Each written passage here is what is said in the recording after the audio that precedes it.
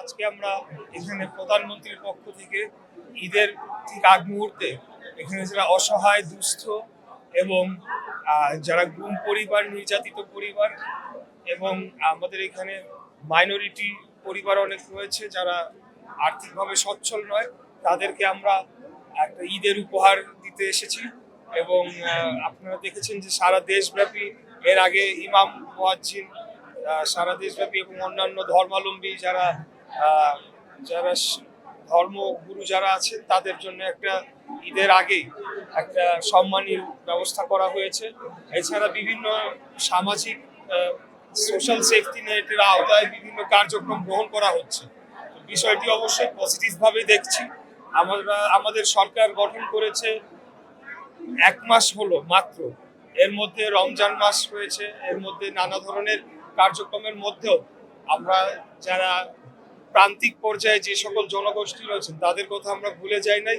এবং এই ধরনের আমরা যে এছাড়া আপনারা দেখেছেন যে সারা বাংলাদেশে 12টি সিটি কর্পোরেশনের পরিচ্ছন্ন কর্মীদেরকেও একটা ভাতা প্রদান করা হয়েছে।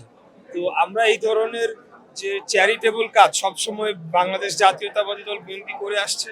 এখন আমরা যেহেতু সরকার গঠন করেছি, আমরা এটার ব্যাপ্তিটা আরো বৃদ্ধি করতে পেরেছি। আমরা সরকারের যে রিসোর্সেস আছে সেগুলোকে সঠিকভাবে কাজে লাগানোর চেষ্টা করছি এবং যাদের এই অর্থের প্রয়োজন তাদেরকে আমরা কিছুটা সাহায্য করার চেষ্টা করছি। কিছু জায়গায় যখন আগের বারে যখন করাইলে ফ্যামিলি কার্ড দেওয়া হয়েছে, কিছু দলীয় নেতাকর্মীরা এই ফ্যামিলি কার্ড পেয়েছে, অসহায়রা পায়নি। আজকে যে বিতরণ করা হয়েছে এই ক্ষেত্রে যাচাই বাছাই ঠিকমতো হয়েছে।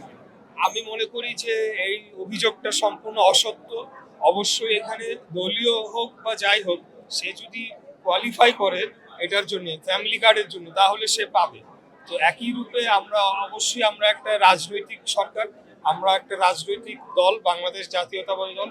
আমরা আমাদের রাজনৈতিক সংগঠনের মাধ্যমেই আমরা জনগণের যে যাদের এই সকল সহায়তা প্রয়োজন সেই লিস্টগুলো আমরা তৈরি করে থাকি সাধারণত, এবং তাদের মাধ্যমে আমরা এগুলাকে সংগঠিত করে আমরা তাদের মাঝে এই সহায়তাগুলো প্রদান করে থাকি।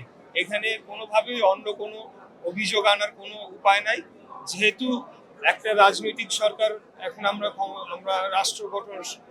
সরকার গঠন করেছি, আমরা অবশ্যই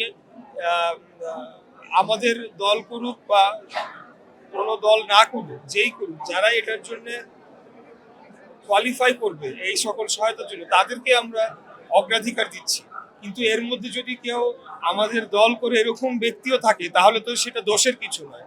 তারা যদি কোয়ালিফাই করে তারা সেটা পাবে, এটা হলো আমাদের কথা। Thank you.